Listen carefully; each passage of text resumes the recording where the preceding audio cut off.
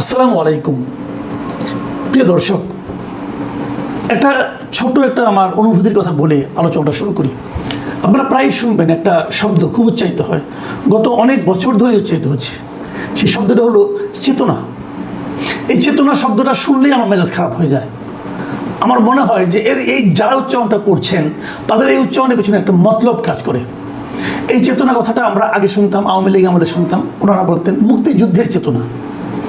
মুক্তিযুদ্ধের চেতনা এই কথাটা বলে তারা স্ট্রেট ওয়েতে জাতিটাকে দুভাগ করে দিয়েছিল। যারা আওয়ামী লীগ করেন তারা মুক্তিযুদ্ধের চেতনার পক্ষে, আর যারা আওয়ামী লীগ করেন না তারা মুক্তিযুদ্ধের চেতনার বিপক্ষে। তারা এভাবে ভাগ করে দিয়েছিল। মুক্তিযুদ্ধের চেতনার পক্ষে থেকেও যে আওয়ামী লীগ না করা যায় এই কথাটা তারা মানতেই চান না, এবং এটা করার মাধ্যমে জাতিকে বিভক্ত করা হয়েছিল এবং মানুষে মানুষে একটা বিভেদ তৈরি করা হয়েছিল। ঠিক একই জিনিস যখন আওয়ামী লীগ সরকারের পতন হলো, আমরা ভেবেছিলাম জাতি বোধহয় এবার ঐক্যবদ্ধ হবে, কিন্তু এখন আমরা আবার এলো একটা জুলাই চেতনা। এই জুলাই চেতনার কথা বলে এখন তারা পুরো আওয়ামী লীগ যারা আছেন তারা সবাই জুলাই চেতনার বিরোধী। কারণ জুলাই আন্দোলন তো আওয়ামী লীগের বিরুদ্ধে হয়েছে, আওয়ামী লীগ সরকারের বিরুদ্ধে হয়েছে। কিন্তু যত লোক আওয়ামী লীগ করেন তারা জুলাই চেতনার বিরোধী এবং তারা দেশে থাকতে পারবেন না, এবং তারা অবধারিতভাবে ফ্যাসিবাদের দোসর এই কথা বলে তাদেরকে হেনস্থা করা হবে, তাদেরকে মারা হবে, তাদেরকে মারার পেছনে বৈধতা তৈরি করা হবে এবং তাদের বিরুদ্ধে মব করা হবে। আবার কিন্তু জাতিকে বিভক্ত করা হচ্ছে। ইদানিং শুনছি যারা নাকি এই জুলাই চেতনা জুলাই আন্দোলন যেটা বলছিলাম আমরা, এই জুলাই আন্দোলনের যারা নাকি বেনিফিশিয়ারি, কারা বেনিফিশিয়ারি? এখন যারা সংসদে আছেন তারা সবাই বেনিফিশিয়ারি। কারণ এই সংসদে তো যখন নির্বাচনটা হয় সংসদ গঠন করার জন্য, সেই নির্বাচনে আওয়ামী লীগ অংশ নিতে পারেনি। যারা জুলাই চেতনার পক্ষে নয় বলে কেউ দাবি করেন তারা কেউ নির্বাচনে অংশ নিতে পারবেন না। কিন্তু আমার জানা মতে কিন্তু 24শে জুলাই আন্দোলনে অনেক আওয়ামী লীগ করেন, আওয়ামী লীগের প্রতি একজনের সমর্থন আছে, তারাও সেখানে অংশ নিয়েছেন। এরকম বহু লোক পাবেন আপনি খুঁজলে পরে, কিন্তু তারা এখন বললেও তো কেউ বিশ্বাস করবে না, কাজে এটা না হয় নাই বলি। তো যারা বেনিফিশিয়ারি তাদের মধ্যে আবার এখন একটা বিভেদ চলছে, একে অপরকে দোষারোপের বিষয়টা চলছে। জামাত এনসিপি তারা বলছে যে বিএনপি নাকি জুলাই চেতনার সঙ্গে গাদ্দারি করেছে। আবার বিএনপির পক্ষ থেকে বলা হচ্ছে আমরা জুলাই চেতনার পক্ষে আছি, ওরা বাড়াবাড়ি করছে। তার আবার বিভক্তি, ঘরের মধ্যে ঘর, তার মধ্যে আরেক ঘর। এখন কোন ঘর যে আসল এটাই তো বুঝতে পারছি না। দেখুন, আপনি দেখবেন গত কয়েকদিনের পত্রপত্রিকা পড়েন, গত কয়েকদিনে বিভিন্ন নেতৃবৃন্দের কথা শুনলেই বুঝবেন। দুদিন আগে দেখলাম জামাতের যে সেক্রেটারি জেনারেল মিয়া গোলাম পরোয়ার, তিনি বলছেন জুলাই চেতনা থেকে মুখ ফিরিয়ে নিচ্ছে বিএনপি সরকার। এবং তার বক্তব্য হলো, ওনার বক্তব্যটা আমি হুবহু আপনাদেরকে পড়ে শোনাই, যে বিএনপির সংসদ সদস্যরা পার্লামেন্টে এবং টকশোতে জুলাইয়ের চেতনার বিরুদ্ধে কথা বলছেন। এমনকি তারা আওয়ামী লীগের খুনিদের প্রশ্রয় দিয়ে এদেশে অনুপ্রবেশের পক্ষে সহানুভূতি দেখাচ্ছেন। বুঝলেন, এখন দুটো কথা কিন্তু, একটা হলো যে তারা জুলাই চেতনার বিরুদ্ধেই কথা বলছেন, কেবল শিবরামে যদি মুখ ফিরিয়ে নিয়েছেন, তারা বলছেন তারা বিরুদ্ধে কথা বলছেন। এবং আরেকটা কি বলছেন, যে আওয়ামী লীগের যারা খুনি আছে তাদেরকে এদেশে অনুপ্রবেশের পক্ষে সহানুভূতি দেখাচ্ছেন। তারা এদেশে অনুপ্রবেশ করতে পারবে না। কেন পারবে না? তারা যদি অপরাধী হয় তাহলে তো আপনি বিচার করবেন। তো বিচার করতে হলে তাদেরকে এদেশে আনতে হবে না? আপনি এদেশে না এনে কীভাবে বিচার করবেন? কষ্ট করে নিয়ে আসার চেয়ে তারা যদি ইজিলি চলে আসে, আসুক না, বিচার করেন। মোদ্দা কথা হলো তারা নিজেদেরকে ছাড়া আর কাউকে সঠিক মনে করছে না, বাদ বাকি সবাই খারাপ। একমাত্র ওনারাই ভালো, আর কেউ জুলাই চেতনা বুঝে না। একমাত্র ওনারাই জুলাইয়ের চেতনার ধারক বাহক, আর সবাই হলো গিয়ে এই বলে এটা সবাই ধুনছা। এটা নাকি রে ভাই? তো এই যে মানসিকতাটা যে আমি ঠিক আর বাদ বাকি সবাই ভুল, এই মানসিকতাটা হলো খারাপ। এবং বিএনপি যে জুলাই চেতনার পক্ষে নয় সেটা প্রমাণ করার জন্য তারা কি বলছে? তারা বলছে, এই মিয়া গোলাম পরোয়ার বলছেন যে সরকার যদি সত্যই জুলাইয়ের চেতনায় বিশ্বাস করে তবে জুলাইয়ের সনদের ভিত্তিতে অনুষ্ঠিত গণভোটে 70% মানুষের দেওয়া রায় অবিলম্বে কার্যকর করতে হবে। ওই গণভোটে মানুষ 84টি ঐক্যমত্যের সংস্কার প্রস্তাবের পক্ষে হাঁ ভোট দিয়েছিল। বুঝেন এবার? ওনারা বলছেন যে যদি জুলাই চেতনায় বিশ্বাস করে তাহলে গণভোটের রায়কে মানতে হবে। ভাই, গণভোটটা কী ছিল? গণভোটটা কীভাবে হয়? এবার সংসদে গণভোট ঢোকানোর কথা বলা হচ্ছে। কয়েকদিন আগে আদালতে রায় হয়েছিল।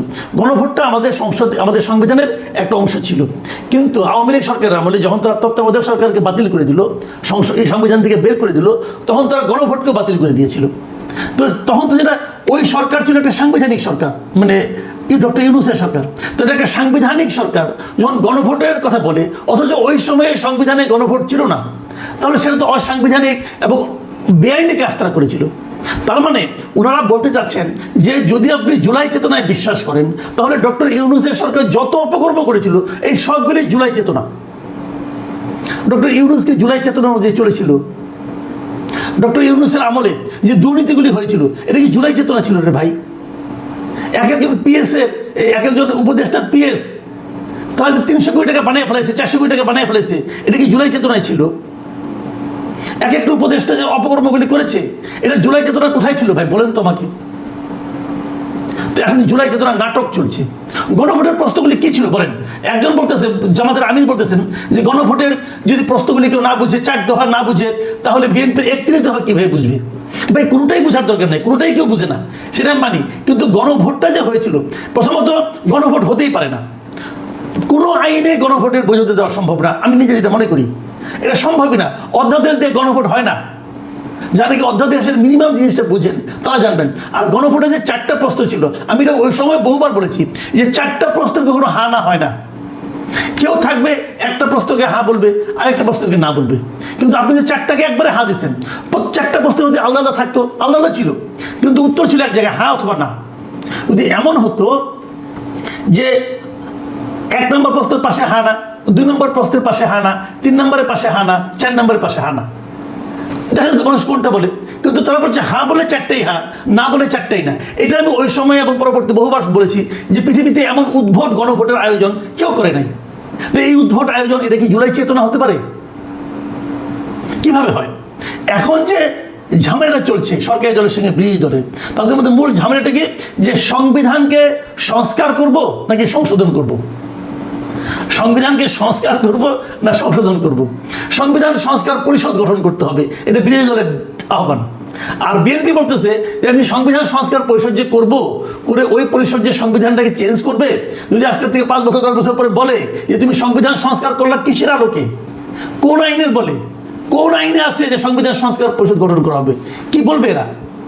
দেখুন প্রশ্ন কিন্তু দুটো। 1 নম্বর হলো, আমি যেটা মনে করি মানে বিরোধী দল যা চাচ্ছে সেটা কোনো আইনের মধ্যে পড়ে, গাইড যোগ, জাস্ট গাইড যোগ। এবং তারা বলছে এটা জুলাইয়ের চেতনা।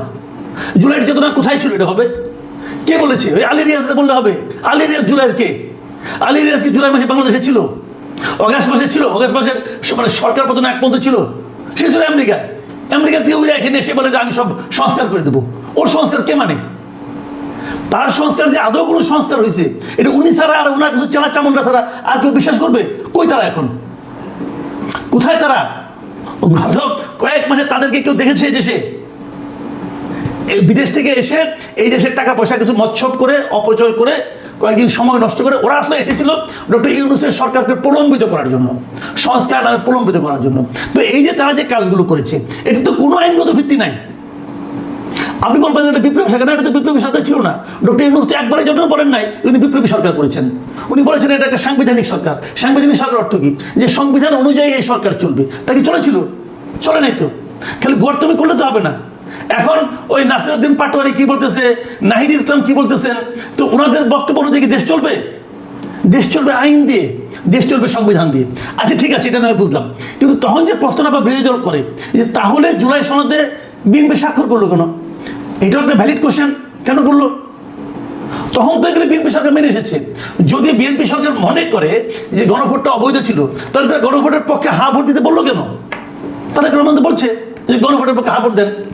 এখন বিএনপি বলতেছে যে তখন যদি আমরা এটা না বলতাম তাহলে হয়তো ওই সরকার নির্বাচন দিত না। তার মানে তারা ভয় পাইছে। তার মানে তারা জনগণের শক্তির চেয়ে ওই ইউনূস সরকারের শক্তির উপর বেশি নির্ভরশীল ছিল। একটা জনগণের সরকারের এই ক্যারেক্টার হবে কেন? এটা কি এক ধরনের প্রতারণা নয়? এটাও কিন্তু এক ধরনের প্রতারণা। তাহলে একটা প্রতারণার মাধ্যমে যে সরকার গঠিত হয় সেই সরকারকে আমি জনগণের সরকার বলবো কেন? আপনি তো জনগণের কাছে প্রতারণা করেছেন। আপনি জনগণকে বলেছেন আপনারা হা ভোট দেন, এখন বলেন আমি গণভোট মানি না। এটা আমি বলছি, আমি শুরু থেকে বলে আসছি, আমি একটা সাধারণ মানুষ, আমি বলতে পারি, আমি আমার যুক্তিতে বলতেছি। কিন্তু আমি তো এই বলার মাধ্যমে কারোর কাছে ভোট চাই নাই। আপনি তো ভোট চেয়েছেন, হা ভোট দেন বলতে বলেছেন। আপনার কথা বিশ্বাস করে লোকে হা ভোট দিছে, দেওয়ার পরে এখন বলেন আপনি এটা মানি না। তাহলে তখন বললেন কেন? তখন তো আপনিও বিশ্বাস করতেন না। যেটা বিশ্বাস করতেন না সেটা বললেন কেন? আর বললেন তো বললেন জনগণকে বললেন কেন? জনগণের কাছে আপনার ক্ষমা চাওয়া উচিত। ক্ষমা চাইছেন এ পর্যন্ত? আবার দেখুন, ডক্টর ইউনূসের সরকার যদি আপনার এতই পেয়ারের হয়ে থাকে, তাহলে তার দেওয়া সিস্টেমগুলো আপনি মানতেছেন না কেন? গণভোট ইউনূস সরকারই দিছে। আবার ইউনূস সরকারের সঙ্গে যদি আপনি বিরোধ থেকে থাকে, তাহলে তার উপদেশটাকে নিয়ে আপনি আবার মন্ত্রী বানাইছেন কেন? তার অ্যাটর্নি জেনারেলকে নিয়ে আপনি মন্ত্রী বানাইছেন কেন? তো আবার তার যত উপদেশের সাথে যত অনিয়ম নিয়ে মামলা হয়, সেই মামলাগুলি গৃহীত হচ্ছে না কেন? সব মিলিয়ে একটা জগাখিচুড়ি অবস্থা, এবং সব মিলিয়ে চেতনা নিয়ে ব্যবসা করার একটা আকাঙ্ক্ষা, একটা মতলব। এই চেতনার ব্যবসা কিন্তু সবাই করতেছে। আমি একটা জিনিস মনে করি, যারা না যতদিন এই দেশে এই চেতনা নিয়ে বাণিজ্য থাকবে, চেতনা নিয়ে মতলববাজি থাকবে, যে এই চেতনা যারা বিশ্বাস করে, ওই চেতনা যারা বিশ্বাস করে, মনে করবেন ততদিন এই জাতির উন্নতি অসম্ভব। চেতনা নিয়ে বড় বড় কথা বলা মানেই হলো দেশকে, জনগণকে, নাগরিককে, জাতিকে বিভক্ত করার একটা প্রক্রিয়া। এই প্রক্রিয়ার হাত থেকে, এই মতলবের হাত থেকে আমরা কবে মুক্তি পাবো আমরা জানি না। প্রিয় দর্শক, এখন এ পর্যন্তই। আল্লাহ হাফিজ।